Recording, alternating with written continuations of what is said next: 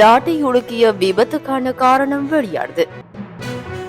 எரிபொருள் தட்டுப்பாடு ஏற்படக்கூடிய அபாயம் குறித்து எச்சரிக்கை. ரயில் சேவையை மேம்படுத்த விசேட கவனம்.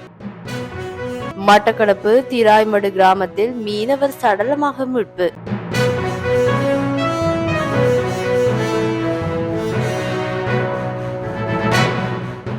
தெற்கு அதிவேக வீதியின் பின்னதுவ மற்றும் இமதுவ பகுதிகளில் நேற்று இரவு இடம்பெற்ற வாகன விபத்தில் ஒரே குடும்பத்தை சேர்ந்த 12 மற்றும் 10 வயதுடைய பாடசாலை மாணவிகள் இருவர் உயிரிழந்த சம்பவம் தொடர்பில் பல விடயங்கள் தற்போது வெளியாகியுள்ளன.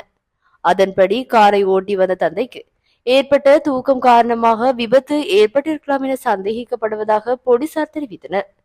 மாத்தரை நுபே பகுதியைச் சேர்ந்த 12 வயதுடைய இசூரி ரதிஷா மற்றும் அவரது சகோதரி 10 வயதுடைய செனுடி தம்சரா மற்றும் அவரது பெற்றோருடன் சுகையீனம் காரணமாக சிகிச்சை பெறுவதற்காக நாரகின்பேட்டையில் உள்ள தனியார் வைத்தியசாலைக்கு நேற்று வந்துள்ளார். சிகிச்சை முடிந்து மாத்தரை நோக்கி தெற்கு அதிவேக வீதி வழியாக காரில் வீடு நோக்கி சென்று கொண்டிருந்தனர். இவர்கள் பயணித்த கார் பின்னதுவ மற்றும் இமதுவ பகுதிக்கு இடையில் இரவு 11 மணியளவில் முன்னால் சென்ற லொரியுடன் பின்பகுதியில் மோதி விபத்துக்குள்ளானது.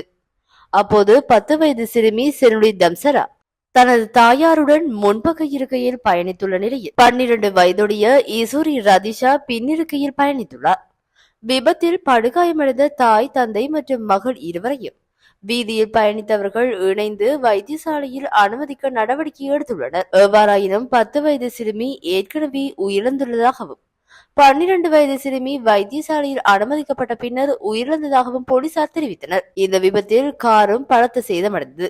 உயிரிழந்த இரு சிறுமிகளும் மாத்தரை சுஜாதா வித்தியாலயத்தில் கல்வி கற்கும் மாணவிகள் எனவும் அவர்களது தாயார் மாத்தரை புனித தோமஸ் வித்தியாலயத்தில் ஆசிரியர் எனவும் தெரிவிக்கப்பட்டுள்ளது. சிறுமிகளின் தந்தை வர்த்தகர் எனவும் தெரிவிக்கப்பட்டுள்ளது. இதேவேளை உயிரிழந்த இரு சிறுமிகளின் சடலங்களும் நேற்று பிரேத பரிசோதனைக்கு உட்படுத்தப்பட்ட நிலையில் தலையில் ஏற்பட்ட பலத்த காயங்களினால் இந்த மரணங்கள் இடம்பெற்றதாக தெரிய வந்துள்ளது. இரு சிறுமிகளின் உடல்கள் நேற்று மதியம் அவர்களது உறவினர்களிடம் ஒப்படைக்கப்பட்டுள்ளது. நாட்டில் மீண்டும் எரிபொருள்களுக்கு தட்டுப்பாடு ஏற்படக்கூடிய அபாயம் உருவாகியுள்ளது என எரிபொருள் விநியோகஸ்தர்கள் சங்கம் எச்சரிக்கை விடுத்துள்ளது. இலங்கைக்கு கொண்டுவரப்பட்ட எரிபொருள் கப்பல் ஒன்று எரிபொருட்களை இறக்காமலேயே திரும்பிச் சென்றுள்ளதாக தெரிவிக்கப்பட்டுள்ளது.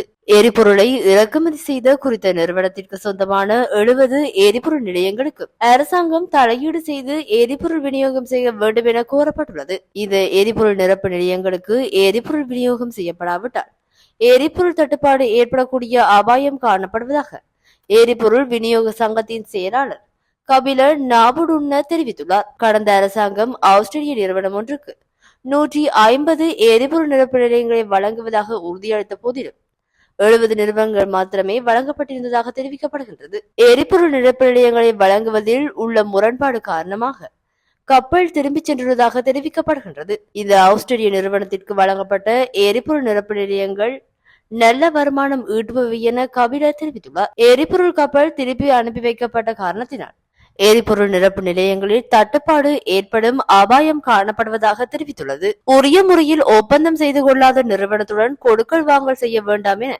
தமது சங்கம் விநியோகஸ்தர்களை கேட்டுக் கொண்டதாக தெரிவித்துள்ளார். எனினும் இந்த விடயம் பற்றி தெரிந்து கொள்ளாத சில எரிபொருள் நிரப்பு நிலையங்கள் ஒப்பந்தம் செய்து கொண்டுள்ளதாக அவர் சுட்டிக்காட்டியுள்ளார். சவுதி அரேபியா மற்றும் குவைத் போன்ற நாடுகளிலிருந்து 2 மாத கால கடன் அடிப்படையில் எரிபொருள் பெற்றுக்கொள்ள சந்தர்ப்பம் இருந்த போதிலும் கடந்த அரசாங்கங்கள் அந்த வாய்ப்பை பயன்படுத்தவில்லை என கபில மேலும் தெரிவித்துள்ளார். ரயிலூடாக சரக்கு போக்குவரத்தை மேம்படுத்தும் வகையில் பல புதிய திட்டங்கள் ஆரம்பிக்கப்படும் என போக்குவரத்து, நெடுஞ்சாலைகள், துறைமுகங்கள் மற்றும் சிவில் விமான சேவைகள் அமைச்சர் பிமல் ரத்நாயக்க தெரிவித்துள்ளார்.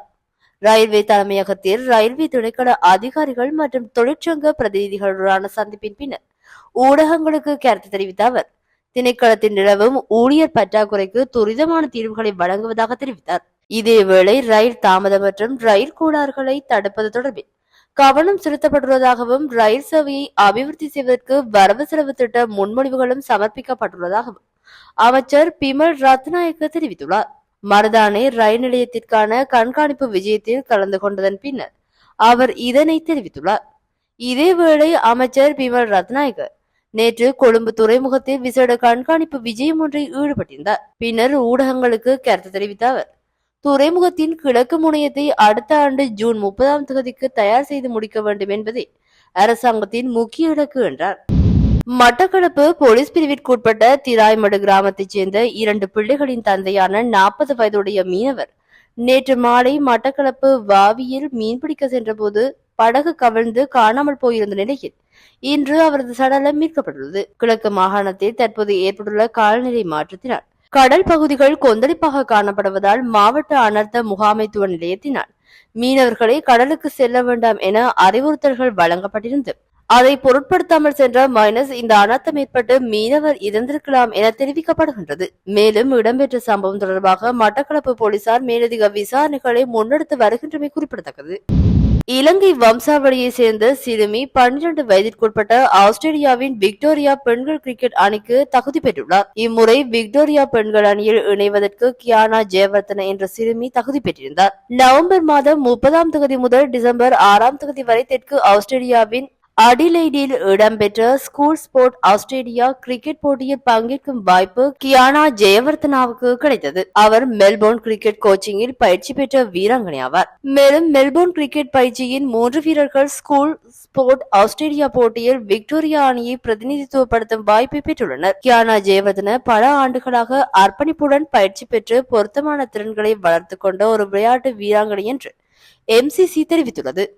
அதற்கமைய 12 வயதிற்குட்பட்ட விக்டோரியா பெண்கள் அணிக்கு MCC வீராங்கனைகளான கியானா ஜெயவர்தனா மற்றும் என்னா ஷைன் ஆகியோர் தகுதி பெற்றுள்ளனர். இதற்கிடையில் ஆரவ் வினோத்குமார் 12 வயதிற்குட்பட்ட விக்டோரியா சிறுவர்கள் அணிக்காக MCC-யால் தேர்ந்தெடுக்கப்பட்ட வீரர் ஆவார். அவர்களின் கடின உழைப்பு, ஆர்வம் மற்றும் விளையாட்டின் மீதான அர்ப்பணிப்பு ஆகியவற்றின் அடிப்படையில் அவர்கள் இம்முறை விக்டோரியா சிறுவர் மற்றும் பெண்கள் கிரிக்கெட் அணியில் இணைந்ததாக கூறப்படுகின்றது.